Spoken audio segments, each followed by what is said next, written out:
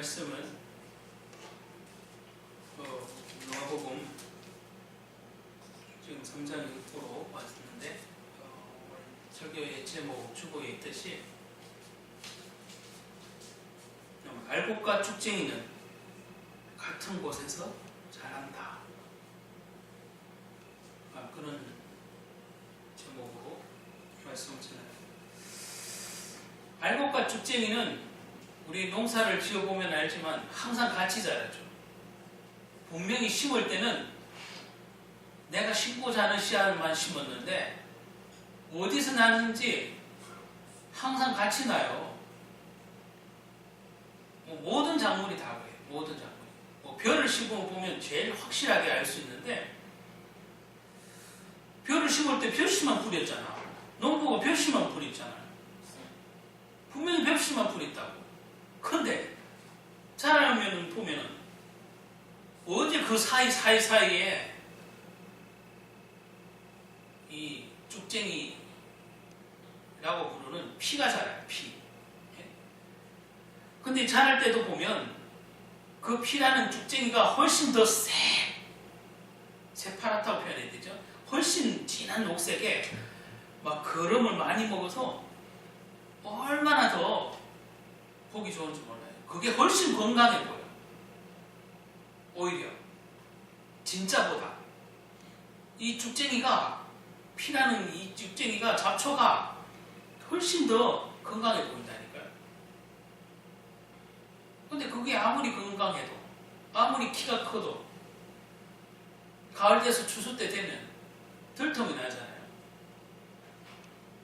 그 타작기계에 넣어보면 쭉쟁이는 안에 비슷하게 생겼는데 안에 이 알이라는 게 없기 때문에 다 바람에 날려가요. 그래서 우리 탈곡할 때 그 쓰는 기계들이 옛날에 지금 자동화가 안 됐을 때도 바람을 막 붙이면 키 있잖아요. 우리가 키를 까본다 하죠.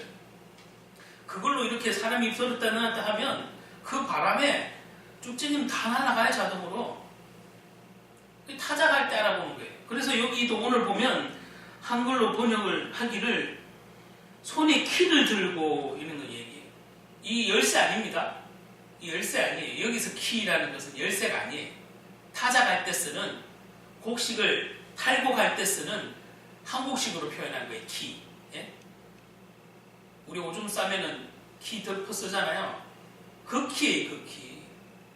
알곡과 쭉쟁이를 걸러내주는 그 타작 도구죠. 탈곡 도구에 손에 키를 들고 자기 타작마당을 정하게 하사 알곡은 모아 곡간에 들이고 쭉쟁이는 꺼지지 않는 불에 태우시리라. 이렇게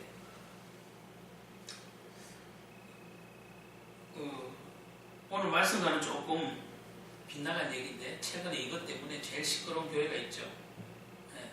은혜로 교회라는 그 신옥주라는 여자 목사가 타작마당 이 부분을 얘기를 하면서 자기가 타작마당 하는 거야. 자기가. 그리고 성도가 또 타작마당 그래. 성도가 성도를 때리면서 타작마당 그래. 여기에는 분명히 누가 한다고 되어 있어요? 예수님이 한다고 되어 있어요. 분명히 자기가 키를 들고 했잖아요. 이 자기는 여기서 그 자기는 예수님이잖아요. 심판주로 오시는 그 예수님이에요. 그런데 신옥주는 제가 설교를 구체적으로는 안 들어봤지만 뻔하죠. 이 자기는 그냥 자기라고 얘기했을 거예요. 개인적인 자격으로 자기. 여기서 분명히 문맥상 이 자기라고 표현되어 있는 것은 예수님을 얘기하는 거예요. 심판주로 오실 심판하실 그분. 우리는 심판자가 아니에요. 심판받을 대상이지. 그런데 신옥주가 전하는 것은 오히려 성도가 성도를 심판하라고 가르치는 거잖아요. 말이 안 되잖아요. 천사라도 우리를 심판을 할 수 없어요. 재림주인 예수님이 우리를 심판하는 거예요. 천사가 하는 것은 그것을 돕는 일이에요. 그 타작하는 일에 돕는 일이지. 진짜 심판하시는 분은 여기서 자기의 타작마당을 정하게 한다는 분은 이 자기는 재림주 오실 예수님을 얘기하는 거죠. 어쨌든 제가 조금 번예로 말씀을 드리는데 알곡과 쭉쟁이는 함께 자라요. 그래서 오늘 제목처럼 교회에 그런 사람이 없으면 좋겠는데 힘들게 하고 저 사람이 과연 구원받았나 싶을 정도로 괴롭게 하고 여러 가지 교회에 문제를 일으키고 차라리 저런 사람 없었으면 싶은 그런 성도도 없는 게 아니에요. 사실이 있어요. 그러나 어쩌겠어요. 그러나 나는 뿌릴 때 분명히 씨앗을 뿌렸는데 이 잡초가 자라는 것처럼 이 벼에 피가 자라는 것처럼 그렇게 교회 내에서도 자라요. 왜? 교회는 왔지만 구원 못 받아서 그래요. 제가 이거 뭐 극단적으로 표현해서 그렇지 진짜 구원 못 받아서 그래요. 성도가 자기 스스로 어떤 문제 때문에 자기가 믿음이 약해서 시험받는 것은 성경에도 있지만 하나님은 친히 시험하지 않는다고 표현되어 있는 것은 그 연단하고 다른 거예요. 하나님은 친히 자기 백성을 시험하지 않는다고 표현한 것은 하나님은 단 한 번도 자기 백성을 불러놓고 망하라고 떠다미는 법이 없어요. 우리가 고난받는 것은 그 예수님이 떠다미는 게 아니에요. 우리의 잘못된 것을 수정하기 위해서, 교정하기 위해서 필요한 작업을 하는 것일 뿐 우리를 망하거나 힘드는 게 아이고 그 녀석 고사하구나 이런 마음으로 하나님이 그런 어려운 환경을 허락하고 우리에게 시련을 주는 게 아니에요. 그러나 이 마귀는 그게 아니잖아요. 이 축복을 놓치게 하는 거예요. 그리고 진짜 그 축복을 놓치는 것과 동시에 더 중요한 것은 생명이 없게 하는 거거든요. 알곡이 되지 못하게 하는 거예요.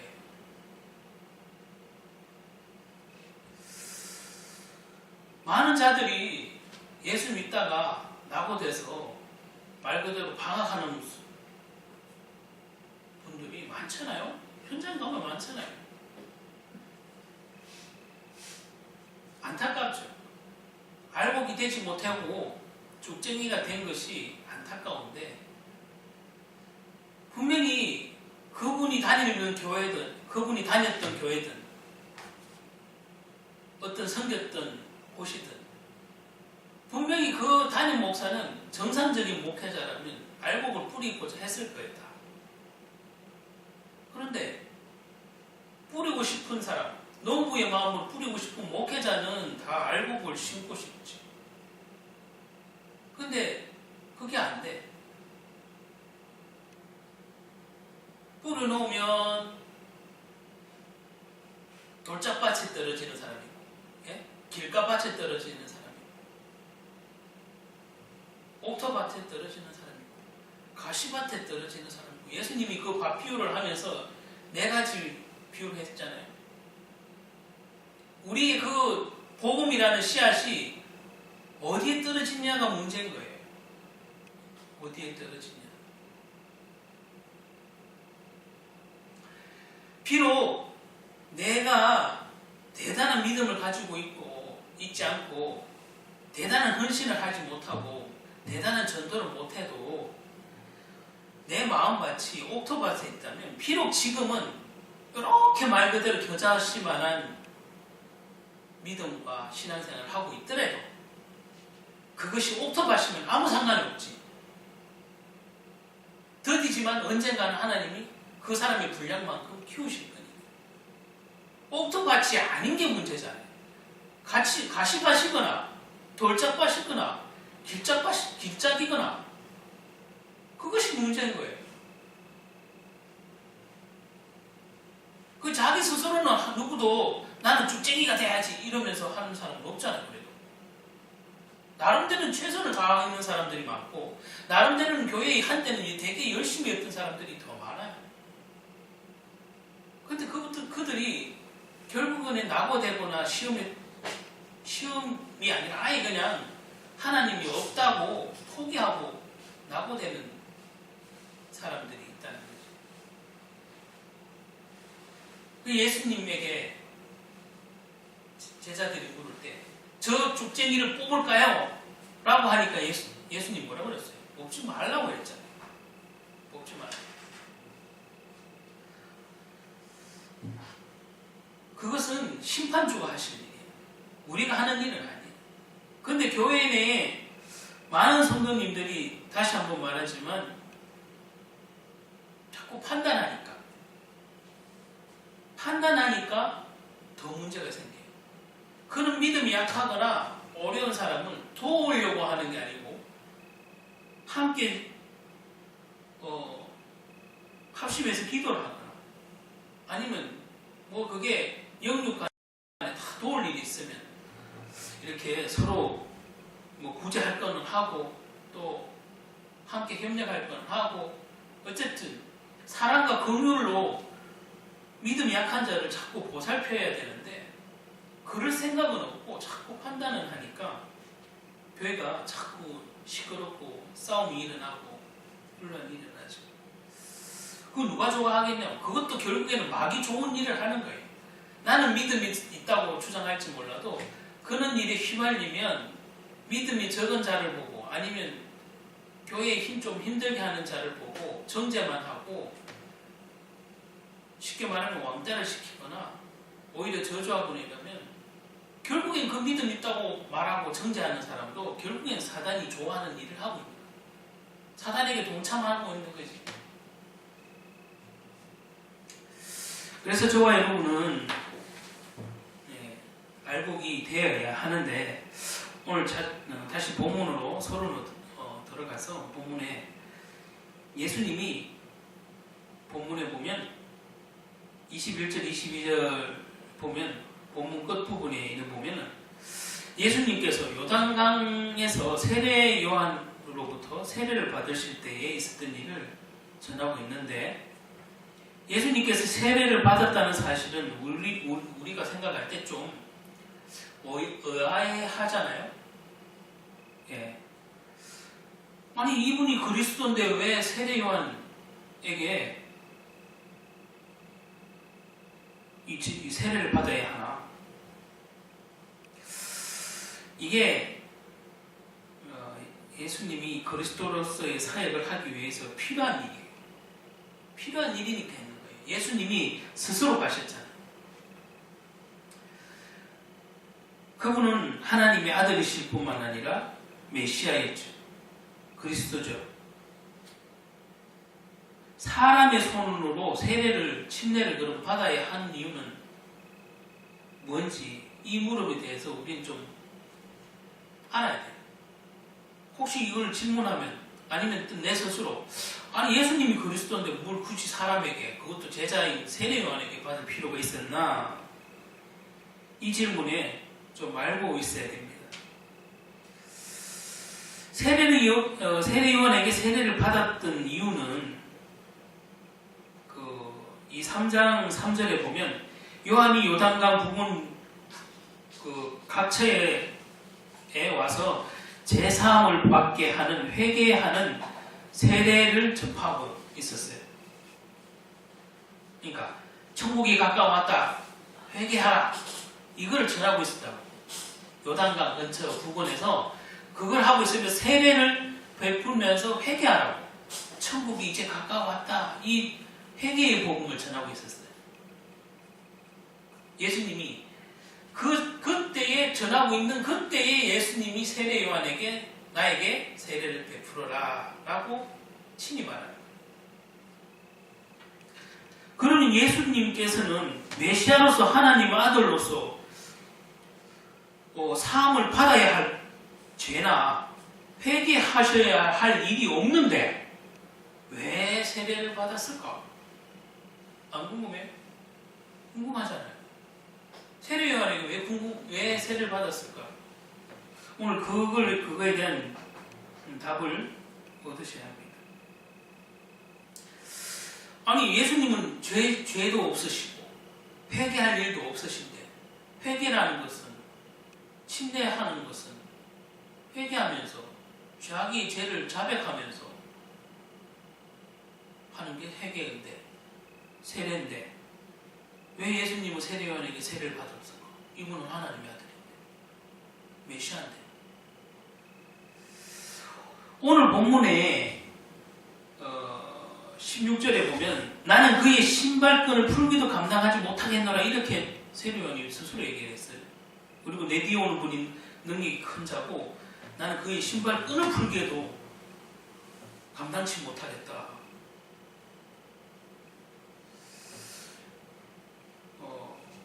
그리고 또 한 말이 나는 물론 너희에게 세례를 베풀었으나 그는 성령으로 세례를 베풀 거라고 얘기했어요.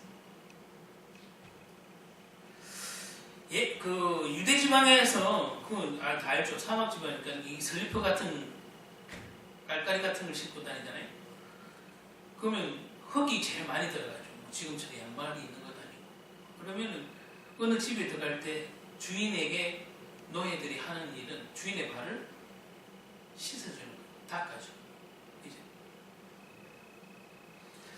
그리고 주인의 신발끈을 푸는 일이에요. 노예가 했던 거예요. 히브리 사람들은 종조차도 남의 신발끈을 푸는 일은 하지 않을 만큼 그 일은 진짜 천한 일이에요. 히브리 사람들에게 신발끈을 풀거나 이렇게 해준다는 것은 종도 안 하는 그런 일이었거든. 그런데 요한은 예수님께 그런 일을 하는 것조차 너무 황송해서 감히 할 수 없다고 얘기를 했잖아요. 예수님의 존재를 확실히 그리스도로 이제 아는 거죠. 그러한 예수님에게 예수님이 어떻게 오셔서 그런 세례 요한에게 예수님은 왜 오셔서 세례를 받을 수 있냐 이 질문이 정말 아이러니해요. 딱히 뭐 성경에서 왜 받았다 이렇게 정확하게 말이 없잖아요. 그러면 그 예수님이 세례를 받은 일이 무슨 의미가 있느냐? 다시 한번 본문 21장 22절에 전하는 대로 보면 예수님께서 세례를 받으실 때 있었던 놀라운 일이 하나 일어나죠. 예수님께서 세례를 받자 무슨 일이 생겼습니까?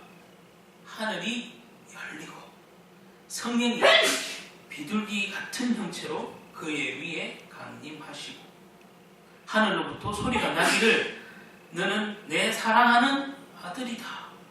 내가 너를 기뻐하노라 하셨다. 이렇게 기록해놨습니다. 이것은 이 세상에 어떠한 사람도 세례받을 때 일어나지 않았던 유일한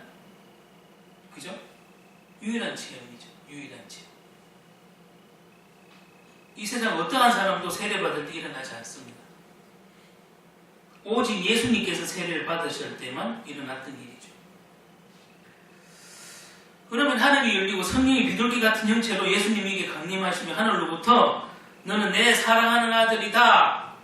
내가 너를 기뻐하노라 하는 소리가 난 그런 놀라운 현상이 갖는 의미는 무엇입니까?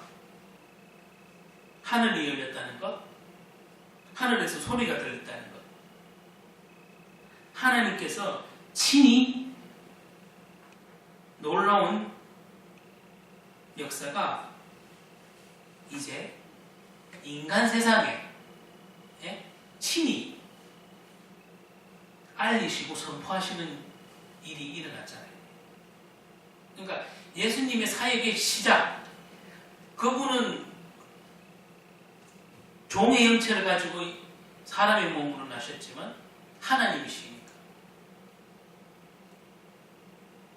성부 하나님이 이 그리스도의 사역을, 메시아 사역을 공식적으로 만인이 알 수 있도록 선포하는 의식으로 볼 수 있어요. 예수님이 굳이 세례 요한에게 가서 왜 받았겠냐?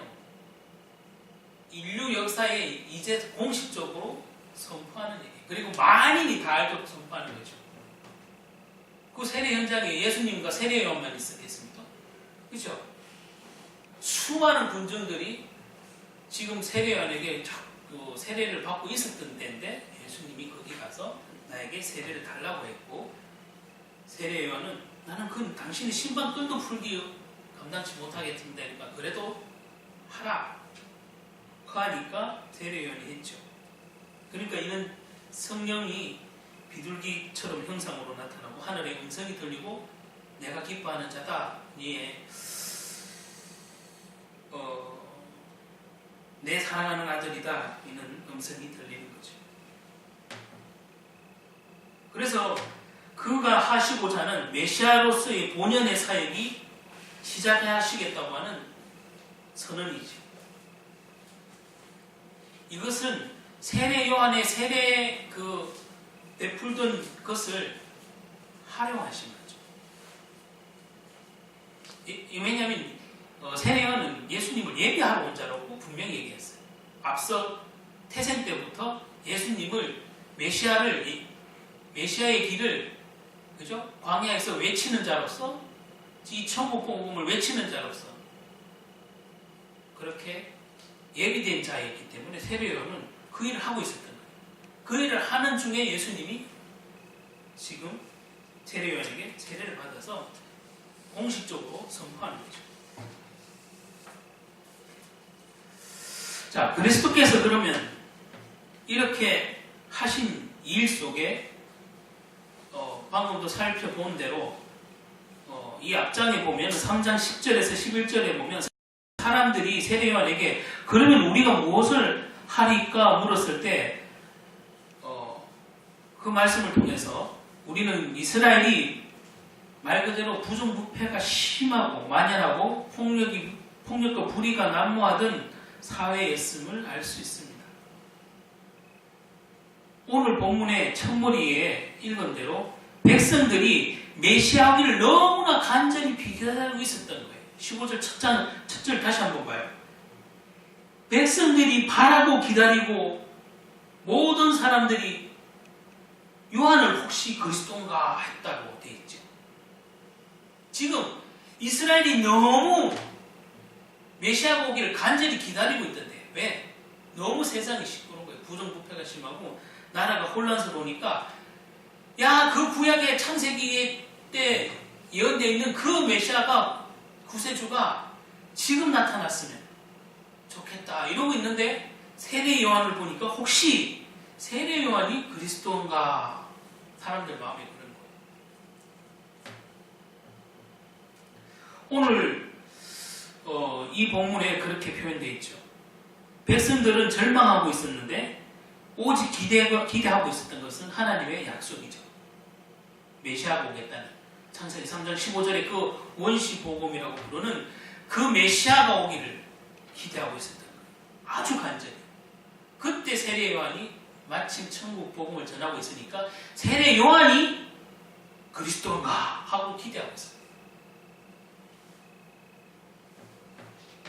본문 17절에 세례 요한이 그 뒤에 오실 주님이 그리스도다, 내가 아니다 이렇게 자기를 확 낮추면서 당연히 하죠. 예비하러 온 자니까 성령과 불로 너희에게 세례를 베푸실 거라고 정확하게 얘기를 해주면서 손에 키를 들고 자기 타작마당을 정하게 하신다고 되어 있고 알곡을 모아 곡간에 들이고 죽쟁이는 꺼지지 않는 불에 태우시리라 하는 분명한 복음의 내용까지 선포하죠. 그렇죠? 복음의 내용까지 지금 선포를 해요. 이 세례요한이 얼마나 이 성령으로 잉태된 자가 확실해요. 세례요한도 예수님처럼 천사의 계시를 받아서 이 엘리사벳이 낳았잖아요. 그래서 어떤 누구에게서 그 당시 바리새인들 서기관이 배하는 수준하고는 전혀 달라요. 그죠? 확실히 그리스도에 대한 사상이 있어요. 성령과 불로 너희에게 세례를 베푸실 것이라고 되어 있고 그는 자기 손에 키를 들고 자기 타작마당을 정하게 한다고 되어 있고 이게 계시록에도 이어지는 것처럼 그죠? 자기의 타작마당 심판할 때 키를 들고 알곡과 죽쟁이를 걸러내는 거예요. 자, 알곡과 죽쟁이 이제 본문에 오늘 설교 제목처럼 알곡과 죽쟁이가 이제 나왔습니다. 알곡과 죽쟁이를 구별하기 전에 성령과 불세례를 주신다고 되어 있죠. 그죠? 여기서 우리가 먼저 주목해야 될 것은 성령과 불세를 주시겠다는 말씀입니다. 우리가 주목해야 될 것은, 왜냐? 우리는 심판할 자가 아니야. 우리가 키를 들 자가 아니거든. 근데 지금 저 이단 정죄가 당해가지고 정죄 당했는 우리가 실제 이단이죠. 그 온 교회를 뺨 따고 때리면서 타정마당이라고 하는 그는 목사가 있는 이런 시절에 살아요. 예? 분별력이 이었어요. 그리고 한국교회가 다 틀렸대. 자기만 올바로 성경을 전한다고. 이 타작마당을 주구장창 얘기를 하면서 성도가 성도 보고 회개하라고 그러면서 뺨 따고 때리고, 뺨 따고도 부족하니까 발로 밟고,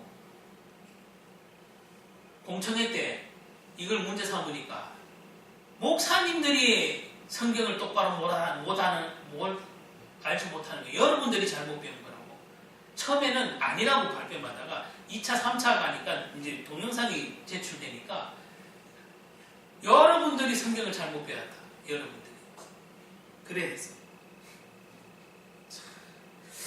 자, 그건 우리가 해야 될 몫이 아니에요. 분명히 여기서 자기는 예수님입니다. 자기의 타작을 마당에서 자기가 키를 들고, 그래서 우리는 심판에 관여할 수도 없고 전혀 할 수가 없는 자들이에요. 죄인인데 무슨 심판을 해요? 죄인이 심판합니까? 아, 나 구원받았으니까 의인이라서 심판할 수 있습니까? 아니잖아요. 그게 착각인 거예요. 내가 구원받았다고 의인이라는 표현을 하면서 내가 그럼 남을 판단하고 내가 심판할 수 있다면 예수님은 올 필요도 없네. 그렇잖아요. 내가 구원받았기 때문에 의인이라서 내가 남을 판단하고 정죄하고 심판할 수 있다면 예수님 올 필요 없잖아. 자, 본문으로 다시 돌아가서 우리가 혼돈하지 말아야 할 것이 있는데, 그것은 성령과 불 별개로 보면 안 돼요. 왜냐하면 원문에 보면은 신약이 헬라어로 쓰여져 있는데, 헬라어 원문에 보면 이 앞에 전치사 쓰이는 n이라는 이 단어가 있는데, 이것은 뭐뭐 안에 혹은 뭐뭐로서 이렇게 표현이 되어 있어요. 그래서 성령과 불을 동시에 지칭하고 있기 때문에 뭐뭐 안에 뭐뭐로서 이렇게 표현되어 있기 때문에 아시겠죠? 성령 안에 불 안에, 그러니까 성령과 불은 떨어져 있는 것도 아니고 함께 있는 거예요. 그러니까 마가다락방에 처음에 성령이 임할 때 어떻게 됐죠? 성령이 불같이 됐다. 표현이. 이게 지금 지금 세례 베푸는 장면에서 지금 이렇게 얘기하는 것을, 그죠? 예수님의 그 사역을 얘기를 선포를 하는 것을 마가다락방이 있기 전일까요, 아닐까요? 있기 전이에요. 네? 마가다락방. 예수님이 공생에 이제 세례를 받고 첫 시작할 때잖아요. 그러니까 마가다락방이 있기 훨씬 전이지, 당연히. 예수님 십자가 지기 전이 공생이 시작할 때니까. 그런데 성령이 불같이 임한다고 해요. 이미 기록되어 있잖아요. 성령과 불 세례를 주시겠다고 했어요. 그 예수가 우리에게 성령께서 심어주셨고 증거하게 하셨는데, 이 성령의 역사는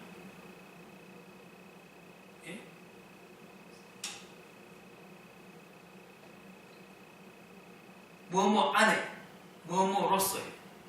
그래서 이 헬라어로서 방금 제가 말씀드린 것처럼 이 분리된 얘기가 아니라 성령 안에서, 불 안에서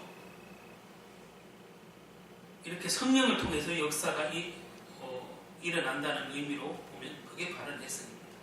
그래서 성령을 통해서 나타나는 것은 예수가 그리스도 되심을 증거하는 것이다. 이런 믿음의 역사를 위해서 성령께서 다양한 여러 가지 기적과 같은 그런 이적 현상을 보여주시는데, 그것이 성령의 본질은 아니에요. 그것은 그냥 현상이잖아요. 성령의 목적은 그냥 예수 그리스도를 증거하는 거예요. 그런데 우리가 쏟기 좋은 것은 자꾸 현상에 목을 매잖아요. 성령이 임할 때 나타나는 현상. 그러니까 그게 심해지면 신비주의가 되고 이단으로 번져가는 거죠. 성령의 최종적인 목적은 예수가 그리스도임을 증거하기 위한 거예요. 예수가 밝히 그리스도인 것을 믿게 하는 일을 하는 거잖아요. 예수님이 하신 말씀을 명령과 계명들을 생각나고 기억나게 하는 일을 하는 거잖아요. 성령이 하는 일은. 단순히 뭘 치료하고, 예? 단순히 뭐 사람 병드는 걸 치료하라 하고, 내가 기도했는 것이 되어지고, 그런 현상에 지금 많이 집중되는데, 그게 최종 목적이 아니에요. 보혜사 성령이 필요한 이유도 예수님이 그리스도인 것을 믿도록 하는 일을 하는 거예요. 그래서 예수가 그리스도임을 증거하는 일을 하는 게 성령의 본질이라는 거죠. 자, 그래서 지금 성령과 불 세례를 주실 것이라고 얘기를 하면서 하필 여기에 약간 뜬금없이 알곡과 쭉증이 얘기가 쭉 나오잖아요. 사실 좀 안 맞는 부분이 있어요. 알곡과 쭉증이 나요. 여러분 왜 이렇게 기술해놨을까요? 분명히 이유가 있을 건데 성령의 세례를 받는 자가 알곡이라는 얘기를 하고 싶어서 이렇게 좀 딱 보면 눈치가 채워지잖아요. 성령의 불세례가 있는 자만이 알곡이 된다는 얘기를 하고 싶은 거예요. 이 본문이 지금. 자, 알곡과 쭉증이는 같은 곳에서 자라요. 아까도 말했지만 농부는 씨앗을 뿌릴 때 그냥 알곡의 씨앗을 뿌리긴 해요. 그러나 어느새 쭉증이도 함께 자라요. 자, 성령을 받지 못하면 예배당에는 나와 있지만 쭉증이가 되는 것이에요. 헌신은 하지만 성령을 못 받으니까 쭉증이에요. 그게 10년이든 20년이든 쭉증이는 그냥 쭉증인 거예요. 그래서 나중 된다고 먼저 된다는 얘기가 정확한 거죠. 오래됐다고 알곡이 되는 것도 아니고 오늘 들어왔다고 알곡이 안 되는 것도 아니잖아요. 쭉증이 되는 것도 아니잖아요. 그래서 나중 된 자가 먼저 된다는 얘기는 결국에는 성령의 세례가 있는 자만이 알곡이 된다고 얘기를 하고 싶어서 이 세례 얘기 나오다 갑자기 타작마당 얘기가 하는 거예요. 사실 이 얘기는 계시록에 가야 어울릴 만한 얘기잖아요. 자, 이제 정리하겠습니다. 알곡과 쭉증이는 무엇인지 여러분 방금 제가 서론에서 다 얘기했죠. 자, 쉽게 말하면 알맹이가 있는 것이고 없는 것이고 그 얘기잖아요. 알맹이가 있는 것은 추수 때 드러납니다. 자랄 때는 별로 표가 안 나도 추수 때는 반드시 드러나요. 내가 표를 안 내도 이 타작마당의 주인인 자가 키를 들는 순간 나는 가만히 있어도 쭉쟁이는 표가 나요. 가만히 있어도. 쭉쟁이가 설레발이 듯치잖아요. 그러니까 바람이 날아가지. 진짜는 말 그대로 진득해요. 사람으로 보면 진득합니다. 그리고 진짜 지식 있는 자는 자기의 지식을 자랑 안 해요. 그죠? 그리고 진짜 돈 많은 재벌은 자기 돈 많다고 떠들고 안 다녀요. 오히려 강도 만날까봐 먹는 척해요. 그죠? 진짜 있는 사람. 어정땡이가 더 설치고 없는 빈수레가 더 요란한 거예요. 이 신앙도 거의 똑같아요. 자, 그렇게 썩어지는 그런 못 먹게 되는 쭉쟁이를 한번 연상을 해보세요. 실컷 교회에 나왔는데 타작마당 때 예수님이 심판주로 오신 그 타작마당 때 우리가 실컷 교회는 다녔는데 내가 쭉쟁이가 돼서 지금 알곡은 곳간에 들이지만 뭐라고? 쭉쟁이는 뭐라고 뭐 한다고 돼 있어요. 본문 봐요, 본문. 쭉쟁이 뭐 한다고 돼 있어?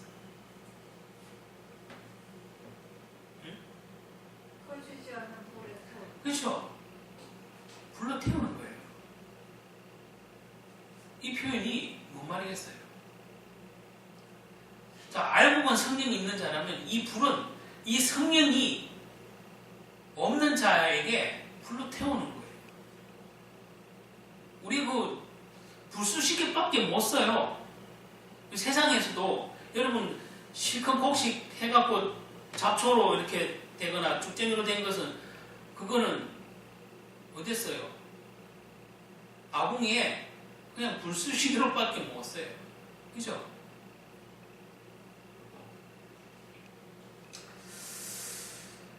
알곡과 죽쟁이는 함께 자라요. 같은 곳에 있어요. 여러분, 그래서 뭐 담임 목사들이 여기 강단에 서서 여러분 중에 죽쟁이 있는지 몰라요. 죽쟁이가 안 되도록 합시다. 이렇게 얘기하는 순간 요즘에는 인기가 없어요. 아니 담임 목사가 내가 말이에요. 그런 얘기를 기분 들으면 별로 기분 안 좋은 얘기를 죽쟁이 있을지 모른다는 얘기를 왜 하나? 그런 쓴소리를 그 잠깐이라도 성경에 예를 들면서 이 성경 본문 말씀을 얘기해줘도 그 잠깐의 자기 찔림을 하나님의 음성으로 안 듣고 목사님이 담임 목사님이 성도를 왜 저렇게 말을 하나? 괜히 찜찜한 얘기를 하고 뭐 죽쟁이가 있을지 모른다고 얘기를 하고 오래 다닌다 말고 되는 거 아니라고 얘기한다고.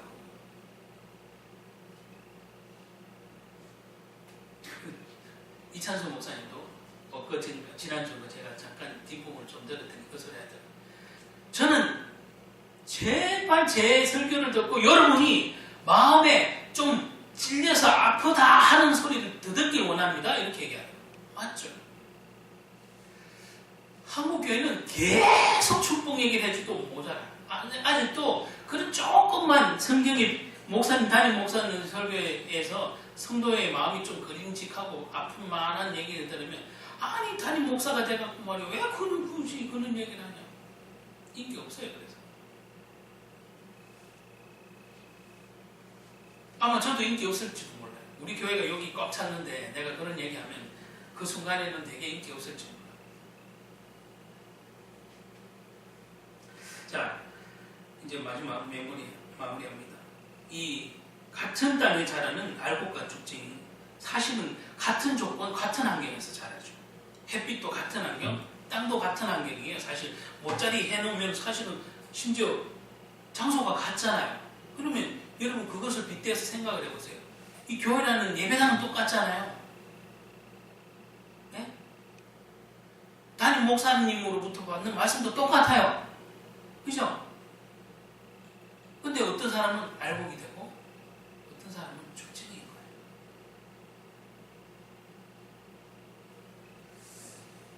물론 아까도 말했지만 죽쟁이 되고 싶어서 교회 나온 사람은 아무도 없어요.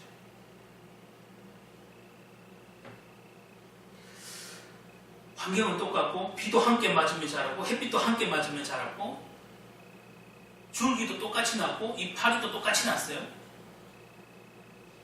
심지어 곡식의 모양도 또 거의 다 비슷해요. 똑같아요. 결정적인 것은 아까도 말한 그 알맹이 속에 말 그대로 알곡이 없는 거잖아요. 차지 않았다는 안에 차지 않았다. 차지 않았다는 것은 중요합니다. 뭐가 차지 않았을까요? 성령이 차지 않았다. 똑같은 환경에서 똑같은 설교를 듣고 똑같은 의심을 했는데도 차지 않는 것은 성령이 안 차고 다른 내 생각이 가득 차 있는 거예요. 그래서 이거는 바로 달리 표현하면 불신자 같은 그냥 교인이에요. 그죠? 불신자와 똑같은 생각을 하고 똑같은 자기 인생을 자기가 주인 돼서 사는 사람은 교회는 나오고 열심히 나왔는데 똑같아요. 그게 죽쟁이. 아쉽죠? 그것을 말씀을 들을 때 회개하면 괜찮은데 가룟 유다처럼 회개를 하지 않는다. 죽쟁이 될 수. 그 수아 외삼촌이 진짜 그 얘기를 들으니까 기분이 나쁠 만하다 하는 것은 한 번도 안 들어봤는데 교회 다닌다고 다 구원받는 게 아니라고 하는 게 좀 기분이 언짢다라고 얘기한 것은 다 그런 증상이에요.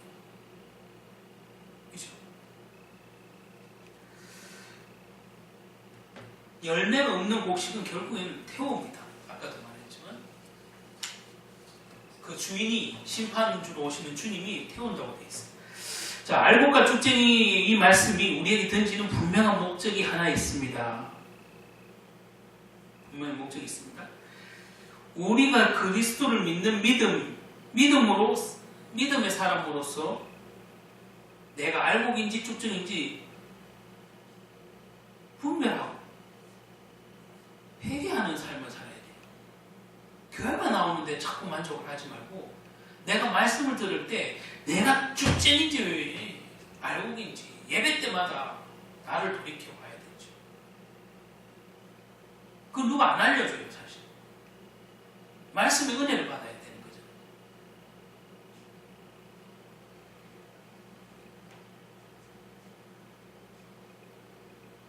그 분별을 하면 회개할 일밖에 없어요.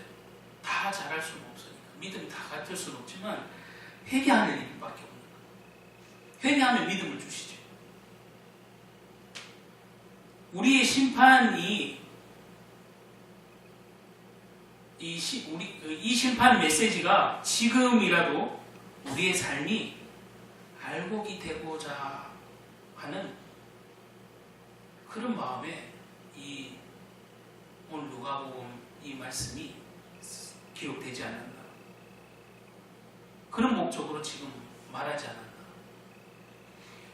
우리가 3장 앞부분에 지금 오늘 읽었는 15절부터 읽었지만 3장 앞부분에 있는 내용은 회개의 외침이에요. 회개. 예? 회개. 회개의 자리에 나오는 것으로 만족하지 말고 진정 회개한 삶을 이루는 삶을 살아야 돼요. 입으로만 회개하죠. 입으로는 반성 다 하지. 진정 회개라는 것은 삶을 돌이키는 게 진정 회개. 삶을 돌이키는 것까지가 회개라는 거예요. 우리는 회개라는 것을 너무 쉽게 생각을 하는데 회개는 반성하는 게 아니라 내 삶을 완전히 뒤바꿔 놓는 이 도로로 말하면 완전히 유턴을 해야 되는 거예요. 가는 길을 말씀을 듣고 방향이 틀렸구나 하고 완전히 유턴을 해야 되는 거예요. 그것을 우리는 회개라고 하는 건데 우린 자칫 그냥 반성 한번 찍 하면 되는 걸로 그게 회개가 아니에요. 회개라는 것은 삶을 돌이키는 겁니다. 주님의 말씀으로 내 방향대로 갔다가 주님의 말씀의 방향대로 유턴하는 거잖아요. 그게 회개예요. 그런 진정한 회개의 삶을 이루는 것이야말로 알곡이 되는 길입니다. 내가 삶의 자리로 갔을 때 예배당에 있을 때만 그런 믿음 있는 척하라 하거나 믿음 있는 말만 하는 게 아니라 내가 삶의 자리로 갔을 때 내가 집으로 갔을 때 가정으로 갔을 때 내가 일터로 갔을 때 내가 사업장으로 갔을 때 그때 내가 돌이킨 그 회개대로 삶을 살아내는 것이야말로 진짜 알곡이 되는 거잖아요.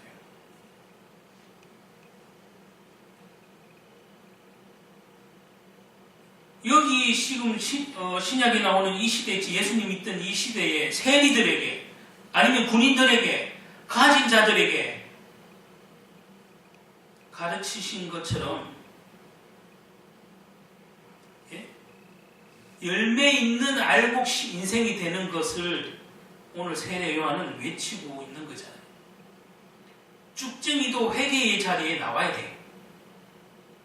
회개의 자리에 나와서 은혜의 열매를 맺어야 돼요. 그죠? 죽쟁이도 회개할 기회가 있어요. 이 땅에 있는 동안.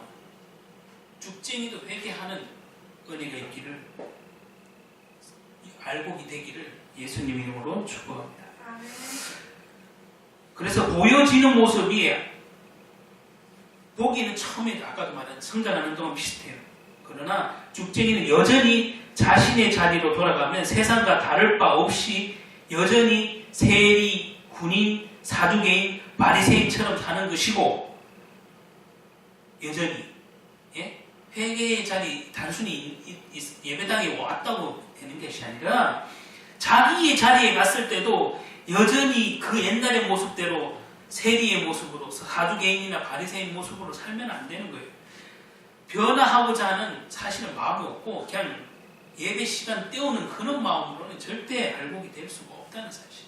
그거 사단이 좋아하는 거예요. 저와 여러분은 반드시 알곡과 죽쟁이 심판을 받는데 여러분들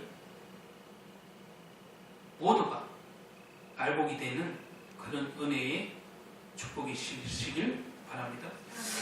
아멘. 말씀을 맺습니다. 우리는 스스로 정직해야 됩니다. 내 신앙을 볼 때 정직해야 됩니다. 내가 그래서 말씀을 듣고 예배에 참석할 때 하나님의 말씀을 통해서 내 자신에게 정직해야 돼요. 다른 사람을 속이거나 그런 거 할 수 있죠. 내가 믿음 있는 척 할 수 있죠. 그러나 우리는 말씀을 듣고 설교를 들을 때 내 자신에게 정직해야 돼요. 내가 죽증인가 알곡인가 항상 살펴야 됩니다. 나에게 예수님의 보혈이 무엇인지, 나에게 성령의 체험이 그냥 한 번 왔다 흘러간 그런 건지, 진짜 있는 건지, 진짜 입으로만 그러는 건지, 주님이 진짜 내 삶의 주인인 건지. 말 그대로 여호와를 만홀히 여기면서 이스라엘 백성이 그렇게 지낸 것처럼 교회는 나오는데 예수님을 만홀히 여기고 사는 거예요. 사실 내 인생은 내 마음대로 하니까. 저와 여러분은 예수님 주인이 되는 것이, 내 삶의 주인이 될 때 그게 열매 맺는 삶이고 그게 알곡이 되는 삶이에요. 예수님이 여러분 삶을 인도해야 되는데 여러분이 주님께 못 맡기면 그것은 그냥 죽쟁입니다. 교회는 나오지만 죽쟁이. 여러분 삶이 예수님께 맡겨질 때, 그분이 나의 주인이 되고 나는 그의 종이 될 때, 이 종이라는 표현은 순종이죠. 100% 순종입니다. 내가 그분의 삶의 방향을 맞추고 살 때 내가 알곡이 된다는 것이죠. 저와 여러분이 주님 만나는 날까지 이 믿음을 지켜서 믿음의 알갱이가 되어서 알곡의 곡간에 들어가는 축복이 있으시길 예수님 이름으로 축복합니다. 잠시 기도하고 말씀을 맺습니다. 하나님 감사합니다. 오늘 귀한 시간 주님 이 예배당에 주님이 함께하여 주시고 성령의 인자하신 줄 믿습니다. 우리가 알곡과 죽쟁이는 함께 자라지만 우리 자신이 날마다 말씀과 설교를 통하여서 또한 기도를 통해서 하나님의 말씀을 묵상할 때에 일회성으로 그치고 일회성의 고백이 끝나지 아니하고 우리 삶의 자리로 돌아갔을 때 예수님이 나의 주인이 되시고 성령님이 나의 인도자 되실 때 내가 비로소 성령의 열매를 맺고 내가 비로소 예수님이 심판의 날에 알곡이 되어서 곡간에 들어가는 은혜가 있을 줄 믿습니다. 우리의 신앙이 남을 판단하고 정죄하는 삶이 아니라 오직 복음 안에 있다는 것은 성경 말씀을 통해서 하나님의 말씀을 통해서 나를 돌아보고 내가 회개할 기회를 얻어서 내가 죽쟁이인지도 모르지만 죽쟁이도 은혜의 자리에 나와야 되기 때문에 알곡이 되어야 되기 때문에 우리는 은혜의 자리에 와서 나를 돌이켜 회개하고 내 삶의 방향을 바꾸고 하나님께 방향을 맞추는 그런 알곡이 되는 귀한 성도들로 성장할 수 있도록 주님 인도하시고 축복하여 주시옵소서. 아멘. 예수 그리스도 이름으로 기도드립니다. 아멘. 아멘.